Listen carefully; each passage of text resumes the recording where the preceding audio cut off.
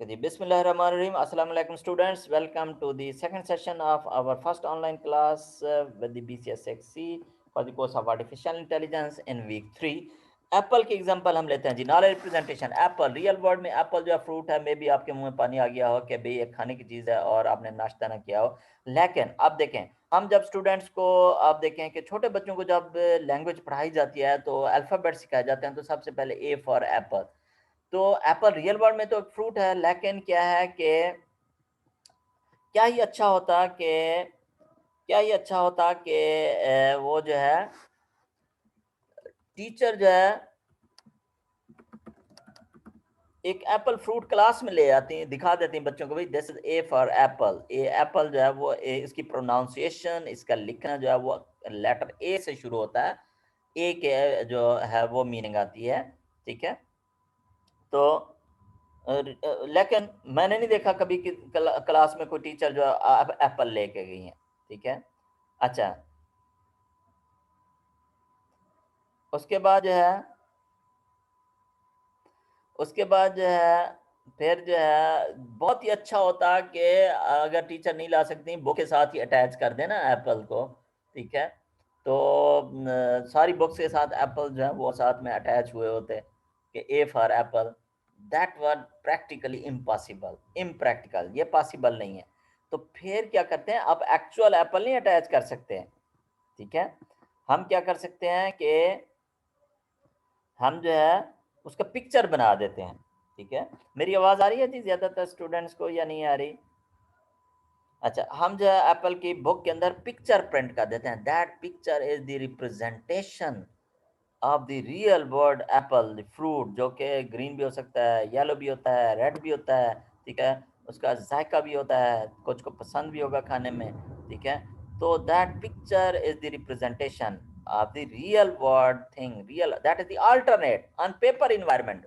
उस बुक के अंदर जो है पिक्चर ही स्टोर हो सकती है, एक्चुअल फ्रूट नहीं सेव हो सकता। ठीक है। और फिर उसके साथ ए का लफ्ज़ भी आ जाता है, एप्पल का लफ्ज़ भी आ जाता है, और कुछ अरसे बाद जो है वो पिक्चर गायब हो जाती है, खाली ये एप्पल का वर्ड, जैसे ये आपको सिंबल नज़र आ रहा है ना, तो आपका माइंड अभी अंडरस्टैंड कर लेगा। खाली ये एक एप्पल का वर्ड जो है ये रह जाता है। This is the representation, this is the representation, our mind can understand it. ठीक है। तो this is knowledge representation, representation of the real world thing. Point वाली एग्जांपल छोड़ दें। पॉइंट वाली एग्जांपल मैथमेटिकली हम एक पेज के ऊपर एक पॉइंट को एक्स एंड वाई कोऑर्डिनेट से जो है वो हम रिप्रेजेंट करते हैं। बहुत ही फेमस रिप्रेजेंटेशन एक और है, जीरोस एंड वंस। हम कहते हैं जी कंप्यूटर में सारी चीज जीरोस एंड वंस में। कंप्यूटर में जीरो एंड वंस कैसे हो सकता है? कंप्यूटर में तो इलेक्ट्रॉनिक चार्ज होता है, it is an electronic device. ठीक है। उसको प्रेजेंस और एब्सेंस ऑफ चार्ज को जब हम पेपर पे डिस्कस करते हैं, जब हम जो है आपस में डिस्कस करते हैं, बुक्स में, कंप्यूटर साइंस की बुक्स में डिस्कस करते हैं, तो फिर हम आस्की कोड या कोड जब हम लिखते हैं, तो तब हम जीरोस एंड वंस जो है, this is also representation of presence और एब्सेंस ऑफ चार्ज। एक्चुअली वो प्रेजेंस और एब्सेंस ऑफ चार्ज है, लेकिन पेपर के ऊपर बुक्स में जो है वो जीरो एंड वन की फॉर्म में जो है वो हम लिख सकते हैं। ठीक है। हम उसे प्लस माइनस की फॉर्म में भी लिख सकते थे। ठीक है। तो बेसिकली प्लस माइनस चार्ज होता नहीं है, वो चार्ज होता है माइनस एंड जीरो होता है, मतलब चार्ज होता है या नहीं होता है, नेगेटिव चार्ज होता है या नहीं होता है, प्रेजेंस और एब्सेंस ऑफ चार्ज होता है। तो इसलिए जीरो और one, zero mean absence. Okay. तो that is also representation. Student, अभी हमने अटेंडेंस की एग्जांपल दी, उसकी अटेंडेंस पी से मार्क होती है, लेकिन अगर हमने स्टूडेंट का ये तो थी ना, पी हमने स्टोर किया तो 75% अटेंडेंस के लिए। लेकिन जब स्टूडेंट का हमने ट्रांसक्रिप्ट निकालना है, उसका रिजल्ट निकालना है, तो स्टूडेंट को हमने अपने सॉफ्टवेयर में स्टोर करना है। रियल वर्ल्ड में तो ह्यूमन बीइंग है, मशीन में तो हम उसे नहीं स्टोर कर सकते ना, तो उसे कैसे रिप्रेजेंट करते हैं? In the form of a one record as collection of attributes and the values. Student is represented as collection of attributes and the values. एक स्टूडेंट के टेबल के अंदर एक रो जो है वो एक स्टूडेंट को रिप्रेजेंट कर रही है, और उस टेबल में, ठीक है, हम स्टूडेंट का वो वाला डाटा स्टोर करते हैं। सारी इंफॉर्मेशन नहीं स्टोर करते जी, स्टूडेंट की हाइट इतनी है, वेट इतना है, ये तो अगर हमारा सिक्योरिटी रिलेटेड सिस्टम होता ना, तो फिर हम ये इंफॉर्मेशन भी स्टोर करते हैं। ठीक है। ये इंफॉर्मेशन नहीं, जो हमें अपने सिस्टम से रिलेटेड इंफॉर्मेशन चाहिए, हम सिर्फ वही इंफॉर्मेशन जो है वो स्टोर करते हैं। ठीक है। कि अभी स्टूडेंट जो है उसके ये कोर्सेज हैं, ये एड्रेस है, ये एफएससी के मार्क्स हैं, ये एडमिशन डेट थी, ये डिग्री डेट है। ठीक है। तो जो ये ट्रांसक्रिप्ट बनेगा, ये फाइनल CGPA बन रहा है, ठीक है। वो जो रेलेवेंट इंफॉर्मेशन हमारे सिस्टम से रिलेटेड है वो हम स्टूडेंट का जो है वो सेव करते हैं। तो that is also the representation, that is also the representation of real word object. Natural languages like English, Chinese, Urdu, there are many hundreds of thousands of languages used होती हैं to represent the real world on paper environment. Similarly, math is also a language. Math भी जो है वो एक language है जो कि use होती है for representing the real world information on paper. लेकिन English is language of English people or the people who can understand the English language. Mathematics is the language of scientists. चाहे वो किसी भी कंट्री से belong करते हो, चाहे वो चाइनीज हो, चाहे वो ज्यादातर आप देखेंगे रिसर्च पेपर जो हैं वो क्या होते हैं, उनमें मैथमेटिकल इक्वेशंस होती हैं। Mathematics is also a language to represent the real word on paper in a very concise, compact, accurate way. ताकि देखें जो साइंटिफिक एक्सपेरिमेंट्स होते हैं ना, उनको अगर आप इंग्लिश में लिखेंगे तो इंग्लिश लैंग्वेजेस तो इतना तेजी से इवॉल्व होती हैं, नई वोकैबुलरीज आती हैं कि वो फिर फ्यूचर जनरेशन को उनका मतलब ही समझ नहीं आएंगे। तो मैथमेटिक्स की वोकैबुलरी लिमिटेड रखनी होती है हमने, concrete symbols, short symbols use करने होते हैं, इक्वेशंस की फॉर्म में हमने लिखना होता है, ठीक है। तो उससे ये होता है कि जो चीज़ आपने कंक्रीट वे से लिखी है, एक्यूरेट वे से लिखी है, आगे आने वाली जनरेशन उन्हीं साइंटिफिक एक्सपेरिमेंट्स को जो है रिपीट कर सकें, प्रोसेस कर सकें, उन्हें फिर आगे एक्सटेंड कर सकें, फर्दर उस नॉलेज को यूटिलाइज कर सकें। That is why this subject has been evolve. और ये सब्जेक्ट जो है आप पढ़ते हैं और मौजूद है, ये साइंस के स्टूडेंट्स को पढ़ाया जाता है जी, because mathematics is the representation, knowledge representation technique of the scientist, ठीक है।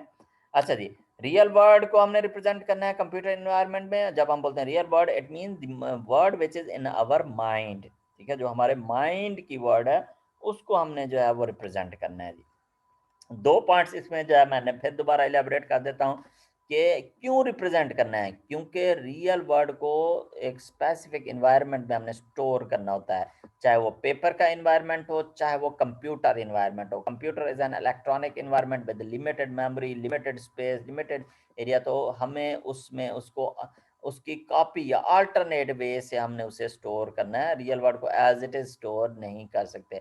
और जब हम रिप्रेजेंटेशन करते हैं तो उसमें अहम बात यह है कि बहुत सारी इंफॉर्मेशन ज़ाय होती है या स्टोर नहीं होती, और मे बी वो इंफॉर्मेशन क्योंकि हमें चाहिए भी नहीं होती, इसलिए हमें जो है वो फ़र्क नहीं पड़ता। तो जब भी हम रिप्रेजेंटेशन करें, नॉलेज रिप्रेजेंटेशन करें, रियल वर्ल्ड की रिप्रेजेंटेशन करें इन टू आवर सॉफ्टवेयर, तो हमने कोशिश ये करनी होती है कि ना सिर्फ करंटली जो इंफॉर्मेशन हमें रिक्वायर्ड है वो भी स्टोर हो, बल्कि इन दी फ्यूचर जो इंफॉर्मेशन, जो चीज़ हमें चाहिए होती है उसका भी स्ट्रक्चर मौजूद हो, वो भी हमारे सिस्टम में एबिलिटी हो कि वो हमारे पास सेव हो सके, वो इंफॉर्मेशन ज़ाय ना हो। तो नॉलेज रिप्रेजेंटेशन टेक्निक जो है वो हमारी ऐसी होनी चाहिए। अच्छा जी, there are many different knowledge representation techniques. अभी जैसे बात हुई है natural languages like English, Chinese, Urdu, mathematics, these consist of text and symbols. It is one way of representing the knowledge. और इसमें नेचुरल लैंग्वेज में प्रॉब्लम क्या है कि जो प्रोसेसर है, जो एल्गोरिदम है, जो कोड है, वो अभी इतना ज़्यादा इवॉल्व या एडवांस नहीं है, जो कि बिल्कुल जी, mathematical graphs, bar graph, these are also representations. बिल्कुल बात आपकी ठीक है जी, ठीक है। ये जो आप ग्राफ भी बनाते हैं ये भी रिप्रेजेंटेशन है कि किस तरह से प्रोग्रेस कर रही है एक certain entity over the passage of time या over a certain period of time, कि आप उसे ग्राफ की फॉर्म में रिप्रेजेंट करते हैं, ठीक है। जैसे आप महमूद ने एग्जांपल दिया ना ग्राफ की, जैसे आप क्रिकेट मैच देखते हैं उसमें अब वो ओवर्स के साथ दिखा रहे होते हैं जी, टीम का स्कोर जो है वो एक लाइन ग्राफ ड्रा हो रहा है, टीम का स्कोर जो है वो इतना होता जा रहा है। तो स्कोर तो पहले आप काउंट तो कर रहे हैं ना, काउंट काउंट हो रहा है ना स्कोर टीम का, कि इतने ओवर के बाद इतना स्कोर हो गया, इतने ओवर के बाद इतना स्कोर हो गया, और उस स्कोर को आप नंबर से रिप्रेजेंट कर रहे हैं ना। तो फिर ग्राफ क्यों दिखा रहे होते हैं? वो जो चार्ट है, वो जो ग्राफ है, ठीक है, वो बार ग्राफ भी दिखा रहा होता है ना कि इस ओवर में फॉर ह्यूमन अंडरस्टैंडिंग है। हमारा माइंड जो है वो ग्राफ्स को, बार्स को, चार्ट्स को जो है वो आसानी से अंडरस्टैंड करता है। It is not just the quick way, it is understandable way, ठीक है। कि जरा थोड़ा सा एक हमें एक लिंक पता चलता है, अभी ये लाइन ऐसे जा रही है टीम का, अब यहाँ पे वो लाइन से हमें जरा विजिबिलिटी, अंडरस्टैंडेबिलिटी, ठीक है, क्विक वे भी है, ठीक है, कि हमें एक फ़ौरन देखने से पता चल जाता है कि यहाँ पे आके 15 से 20 ओवर में या पावर प्ले में टीम ने बहुत अच्छा स्कोर किया है। दैट इज़ द रिप्रेजेंटेशन, ठीक है, ऑफ द टीम प्रोग्रेस, ठीक है, जो टीम वहाँ पे खेल रही होती है, दैट इज़ द रिप्रेजेंटेशन। वरना तो खाली जो है खाली जो है वो काउंट ही हम वो कर रहे होते हैं। केआर टेक्निक का मतलब है नॉलेज रिप्रेजेंटेशन टेक्निक, ठीक है, सिप्तुल हसन, ये के are mean knowledge representation techniques, कि हम किस तरह से नॉलेज को रिप्रेजेंट कर सकते हैं, टेक्स्ट की फॉर्म में, सिंबल्स की फॉर्म में, नेचुरल लैंग्वेजेस की फॉर्म में, ठीक है। अच्छा, वो क्रिक इन्फो पे वो भी आ रहा होता है ना, अपना वो कमेंट्री भी आ रही होती है, तो उसमें भी वो वर्डिंग में बता रही थे, है ना, कि भाई ये अब इतने ओवर में इतना स्कोर हो गया, ये स्कोर हो गया, ठीक है। तो बजाय इसके कि हम नंबर्स या शॉर्ट या ग्राफ यूज़ करें, हम टेक्स्ट क्रिक इन्फो में वो ग्राफ, वो सारा टेक्स्ट पढ़ते जाएँ तो आपको स्कोर पता चल जाएगा। लेकिन वो उस तरह से इतनी ज़्यादा एफिशिएंट जो है वो अंडरस्टैंडिंग नहीं होगी, ठीक है, कि टीम की प्रोग्रेस की। तो नेचुरल लैंग्वेज के केस में जो है, नेचुरल नॉलेज रिप्रेजेंटेशन में हमारा जो इम्पोर्टेंट काम है वो ये है उमर, के सॉफ्टवेयर भी उसको अंडरस्टैंड कर सके, मशीन भी उसको अंडरस्टैंड कर सके। तो नेचुरल लैंग्वेजेस में अभी इवॉल्व हो रही हैं एल्गोरिदम्स, लेकिन इतना ज़्यादा जो है वो एडवांस नहीं है, ठीक है, अभी हो रही हैं नेचुरल लैंग्वेजेस के जो है। अच्छा, लेकिन नेचुरल लैंग्वेजेस खुद भी इवॉल्व हो रही हैं, उधर से एल्गोरिदम भी इवॉल्व हो रहे हैं, उधर से नेचुरल लैंग्वेजेस भी इवॉल्व हो रही हैं, नई वोकैबुलरीज आती जा रही हैं। अब आपने जो है वो रोमन अल्फ़ाबेट्स में, इंग्लिश अल्फ़ाबेट्स में उर्दू लिखना शुरू कर दिया है, तो वो जो है एल्गोरिदम्स के लिए जो है वो इतना ज़्यादा आसान नहीं है। तो ए क्योंकि कंप्यूटर के पास ये पहली एबिलिटी थी to store the symbols and text, ठीक है, for representing the real world, for storing the real world data. तो इसीलिए ये हमारी basic important dollar representation technique है। अच्छा, उसके बाद फाइल्स एंड रिकॉर्ड्स, डाटा को rows and columns relational database में, टेबल्स में, एक्सेल्स में, सीक्वल में स्टोर करना बहुत ही फेमस और बहुत ही इफेक्टिव रिप्रेजेंटेशन टेक्निक है for the storage management of consistent data, ठीक है, रियल वर्ल्ड का डाटा, रियल वर्ल्ड की इंफॉर्मेशन, रियल वर्ल्ड की representation in the form of databases, in the form of rows and columns.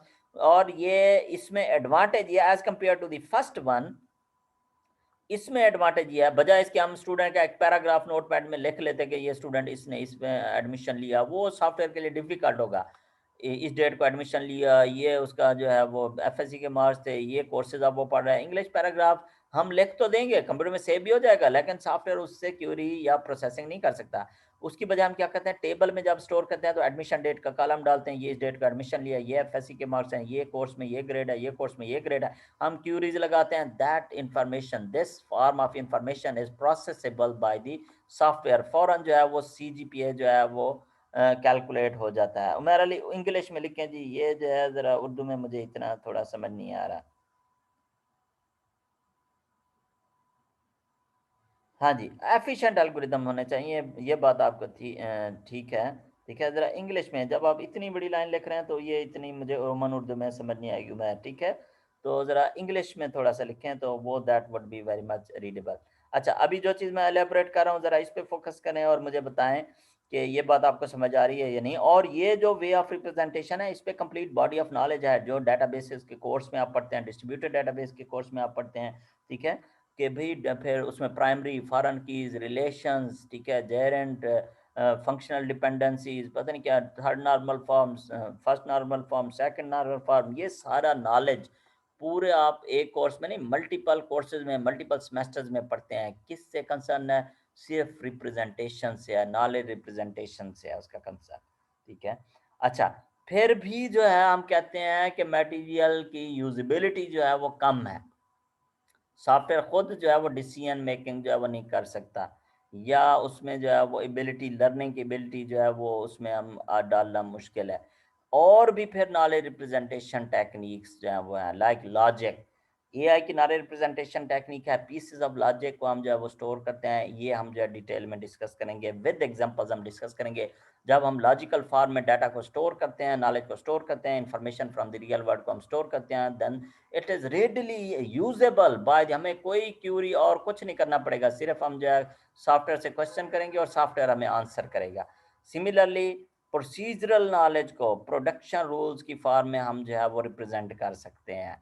Actions के knowledge को कि भाई ये काम करना है, ये काम ऐसे होगा, ये काम आपने यूनिवर्सिटी आना है तो फिर आपको जो है ये चीज़ें चाहिए, आपने तैयार होना है, आपने ऑनलाइन क्लास लेनी है, ये आप क्लास ले रहे हैं ना, we are performing an action, ठीक है। अब ये एक्शन परफॉर्म करने के लिए कुछ कंडीशंस हैं कि भाई आपने ऑनलाइन क्लास लेनी है तो आपके पास ना सिर्फ इंटरनेट होना चाहिए बल्कि मोबाइल डिवाइस होनी चाहिए, फिर जो है ये डिवाइस होनी चाहिए जिस पे आप इंटरनेट रन करें, फिर उस पे आपका जो है ये जूम का सॉफ्टवेयर होना चाहिए। All these are pre conditions, then you will be able to take this class, to attend this class. तब ये आप action of attending the class, studying an online class, तब ये एक्शन आप परफॉर्म कर सकते हैं, ठीक है।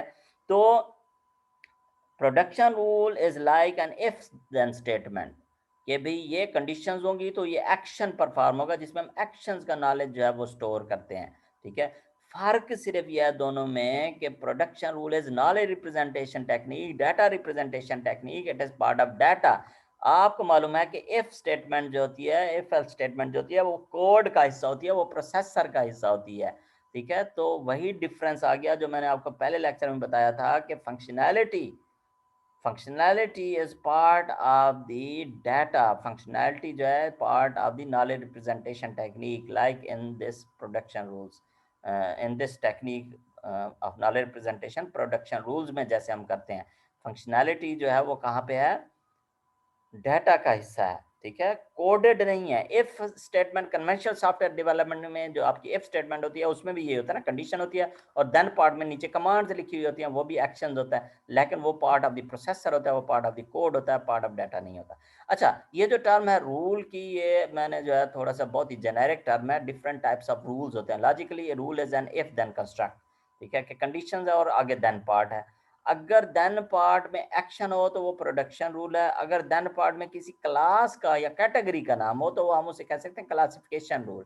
जैसे आपकी बहुत ही सिंपल आसान सी एग्जांपल है, ग्रेडिंग एग्जांपल है कि जिस स्टूडेंट के मार्क्स 80% से ऊपर आते हैं उसका जब वो ए ग्रेड होगा, जिस स्टूडेंट के मार्क्स जो हैं वो 40% से लेस आते हैं उसका एफ ग्रेड होगा। इसी तरह से C D F B C D grades भी होते हैं। तो these are the classification rules के भाई ये जो स्टूडेंट्स है ये ए ग्रेड वाले स्टूडेंट्स है, ये बी ग्रेड वाले स्टूडेंट्स है, ये जो है ये सी ग्रेड वाले स्टूडेंट्स है, ये एफ ग्रेड वाले स्टूडेंट्स है। उसमें फ़र्क क्या है कि देन पार्ट के बाद एक्शन नहीं है, सिर्फ आप चाहें तो उसको डिस्प्ले कर दें, लेकिन है वो सिर्फ क्लास का नाम है, ग्रेड का नाम है, ग्रेड का सिंबल है, ठीक है, एक्शन कोई नहीं है, ठीक है। Similarly another very famous type of rule is association rule, जिसमें जो है डाटा माइनिंग का कोर्स इंशाल्लाह अगर आप एमएस वगैरह करेंगे तो उसमें आप पढ़ेंगे कि एसोसिएशन रूल माइनिंग जो है ये बहुत ही फेमस एरिया है, जिसमें हम देखते हैं कि रियल वर्ल्ड की entities and objects are related to each other, ठीक है। जो एंटिटीज और ऑब्जेक्ट्स आपस में जो है वो रिलेटेड हैं, उनके आपस में एसोसिएशंस हैं, तो उनको जो है सिस्टम में उनकी इंफॉर्मेशन को जो है वो स्टोर करना है कि ये इकट्ठे आती हैं। अब जैसे गूगल पे कोई बुक सर्च करें तो वो आपको जो है वो उससे रिलेटेड जो बुक्स होंगी वो आपको दिखा देगा। आप एक वीडियो देखेंगे ना, उससे रिलेटेड आपको वीडियोस दिखाना शुरू कर देगा, सारी रिलेटेड। तो ये कैसे बैक एंड पे मेंटेन हो रहा है, एसोसिएशन रूल्स के जरिए, कि भाई ये जो है ये चीज़ें, ये एंटिटी, ये आइटम्स आपस में एसोसिएटेड हैं। आप रियल वर्ल्ड में ये associations of entities is objects is very very important, ठीक है। कभी भी आपको सब्जी की दुकान पे जो है आपको जो है वो नहीं मिलेंगी, बुक्स नहीं मिलेंगी, और बुक्स वाली दुकान पे आपको सब्जी नहीं मिलेगी या कपड़े नहीं मिलेंगे, ठीक है। जूतों वाली दुकान पे जो है हाँ जूते और कपड़े एक जगह पे आपको मिल सकते हैं, अगरचे वो डिफरेंट चीज़ें हैं, लेकिन क्योंकि रियल वर्ल्ड में उनकी एसोसिएशंस हैं कि customers purchasing clothes can also purchase shoes. तो क्योंकि रियल वर्ल्ड में कस्टमर ने भाई जो भी वजह है उसने इकट्ठे अगर परचेज करना है तो हो सकता है कि ये दोनों चीज़ें आपको एक शॉप में, एक स्टोर में मिल जाए, ठीक है। लेकिन वहाँ पे सब्जी आपको नहीं मिलेगी। हाँ कोई बहुत ही सुपर स्टोर हो तो उसमें भी बहुत सारी चीज़ें, मतलब ये है कि गाड़ियाँ तो नहीं मिलेंगी ना सुपर स्टोर पे, उसके लिए फिर आपको उधर शोरूम पे जाना पड़ेगा। तो things are associated in real world, और इस मायने को कि किस तरह से कौन कौन सी चीज़ें एसोसिएटेड हैं, हम अपने सॉफ्टवेयर में टर्म बोलते हैं association rule mining. Association rule के जरिए हम स्टोर करते हैं, रिप्रेजेंट करते हैं। अच्छा जी, इसी तरह से semantic network another important knowledge representation technique है।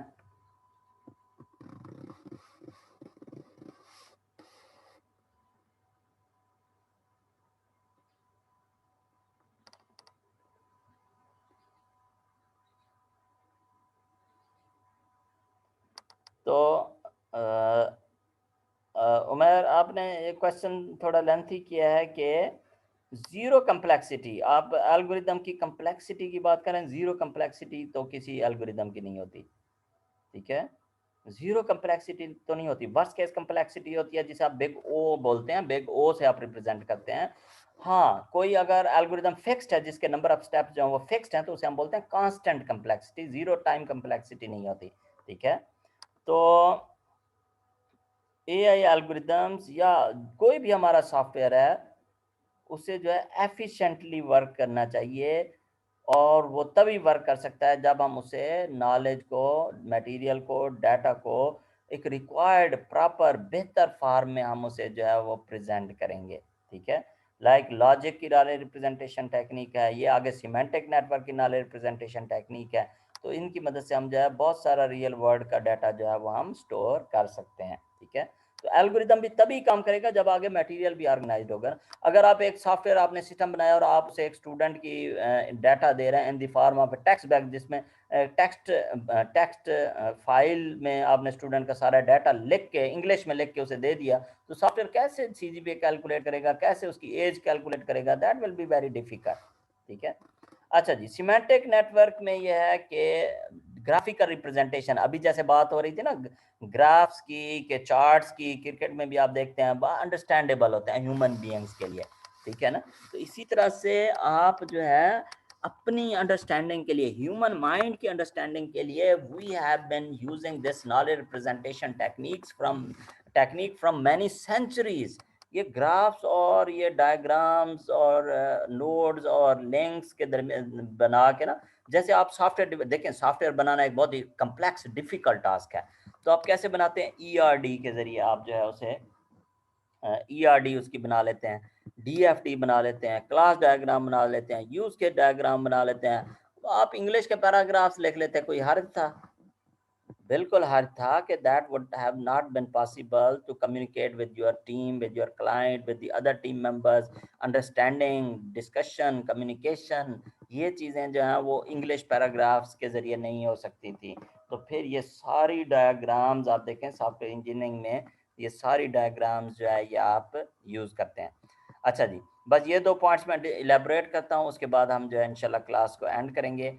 फ्रेम्स लाइक क्लासेस, ठीक है, एक कलेक्शन ऑफ एट्रीब्यूट्स के जरिए हम रिप्रेजेंट करते हैं, इनसे आप ऑब्जेक्ट प्रोग्रामिंग का कोर्स पढ़ते हैं, एक कंप्लीट डोमेन है, इस पे हम ज़्यादा डिस्कशन नहीं करेंगे। हम लॉजिक रूल्स और सिमेंटिक नेट पे, हम जो है प्रोडक्शन रूल्स और सिमेंटिक नेट पे हम कमिंग वीक्स में, हमारे कम से कम 2 वीक्स लगेंगे, इनके हम एग्जांपल्स करेंगे और ये मैं आपको इलेबोरेट करूंगा। अच्छा, एक और नॉलेज रिप्रेजेंटेशन टेक्निक है, मे बी हम उसकी एग्जांपल तो नहीं करेंगे। स्क्रिप्ट्स, आपने ये मूवीज और ड्रामा इनमें आपने बहुत ही सुना होगा कि मूवी का स्क्रिप्ट बहुत अच्छा है जी, स्क्रिप्ट बहुत अच्छा है, पेपर पे उसकी रिप्रेजेंटेशन है, जिसमें एक्टर्स भी हैं, सीन की डिस्क्रिप्शन भी दी गई है, डायलॉग्स भी लिए गए हैं, that is the representation of real world scenario. और वही सिनेरियो जब जो पेपर पे इन द फॉर्म ऑफ स्क्रिप्ट होता है, जब वो पिक्चराइज होता है, तो फिर क्या बन जाता है? आपकी मूवी बन जाती है, आपकी एक ड्रामा बन जाता है, और आप उसे जो वो कोई रियल वर्ल्ड की हमें स्टोरी लगती है। कोई, हाँ, कोई अगर फिक्शन, साइंस फिक्शन की मूवी हो तो वो रियल वर्ल्ड से तो थोड़ा हटके होती है, मतलब इतना रियल नहीं होती, लेकिन वो जो माइंड, जो चीज़ हम सोच सकते हैं उसको तो वो विजुअलाइज करा रही होती है ना मूवी। जो हम रियल वर्ड, मतलब वो वर्ड जो हमारे माइंड में है उसको वो जो है विजुअलाइज करा रही होती है, वो फिक्शन मूवी भी। तो वो जब पेपर पे होती है तो वो इन द फॉर्म ऑफ स्क्रिप्ट होती है जी, ठीक है? तो ये भी एक नॉलेज रिप्रेजेंटेशन टेक्निक है, बहुत ही फ्रीक्वेंटली यूज होती है। तो हम जो है ये 3 नॉलेज रिप्रेजेंटेशन टेक्निक्स पे हम जो है वो डिटेल में जो है वो हम डिस्कस करेंगे। अच्छा, ये फॉर्म्स, नॉलेज रिप्रेजेंटेशन टेक्निक, ये फॉर्म्स हैं कि हम मटेरियल को पिक्चर की फॉर्म में भी स्टोर कर सकते हैं, ऑडियो की फॉर्म में भी स्टोर कर सकते हैं, वीडियो की फॉर्म में भी स्टोर कर सकते हैं, टेक्स्ट और सिंबल्स की फॉर्म में भी हम जो है वो स्टोर कर सकते हैं। अब तक हमारे सॉफ्टवेयर या एल्गोरिदम्स इतना एफिशिएंट नहीं थे, अब आते होते जा रहे हैं ऑडियोज़ को, वीडियोज़ को, ठीक है, वॉइस को प्रोसेस करने के लिए। आउटपुट तो जनरेट कर सकते हैं, असल चीज़ है कि इनपुट या उसको अंडरस्टैंड करना। वीडियो आपको प्ले करके सॉफ्टवेयर दिखा देगा, लेकिन हम उसे कहें कि वीडियो में हो क्या रहा है, वो उसे डिस्क्राइब नहीं कर सकता सॉफ्टवेयर जो है। इस वीडियो में ये हो रहा है, या इस वीडियो की ये स्टोरी है, इस मूवी की ये स्टोरी है, या ये इस लेक्चर में हम ये चीज़ पढ़ाई जा रही है, वो चीज़ जो है वो उस तरह से उसको अंडरस्टैंड नहीं कर सकता। हाँ, ट्रांसलेट कर लेगा, ट्रांसक्राइब कर लेगा, वॉइस को टेक्स्ट में कन्वर्ट कर देगा, लेकिन हम कहेंगे अगर पेपर सॉल्व कर दो ये लेक्चर, वीडियो लेक्चर देख के, तो सॉफ्टवेयर पेपर सॉल्व नहीं कर सकता। आप लोग जो है वो पेपर सॉल्व कर सकते हैं जी, ठीक है। तो इंशाल्लाह आगे नेक्स्ट लेक्चर में हम मज़ीद एग्जांपल्स करेंगे, और फिर पेपर्स के लिहाज से भी मैं आपको बताऊंगा कि किस तरह से इसके क्वेश्चंस आएंगे। तो अभी ये थ्योरेटिकल डिस्कशन थी, अभी इसमें डायरेक्टली जो है एग्ज़ाम के लिहाज से इतना इंपॉर्टेंट नहीं है, लेकिन कंसेप्ट बिल्डिंग के लिहाज से और फ्यूचर अंडरस्टैंडिंग के लिहाज से जो ये बहुत ही इंपॉर्टेंट थी, ठीक है जी। तो अभी जो है अभी यहाँ पे मेरा ख्याल है हम इस लेक्चर को जो है वो एंड करते हैं, और मैं आपकी अटेंडेंस जो है वो मार्क कर लूँगा, ठीक है। स्पेशली जिन स्टूडेंट्स की पहले अटेंडेंस नहीं हुई वो जो है वो मीटिंग ना छोड़ें, मैं अटेंडेंस मार्क करता हूँ। और उसके बाद इंशाल्लाह फिर हमारी नेक्स्ट लेक्चर में जो है वो ऑनलाइन लेक्चर में जो है वो मुलाकात होगी, ठीक है जी। तब तक के लिए अल्लाह हाफ़िज़, सी यू इंशाल्लाह नेक्स्ट लेक्चर।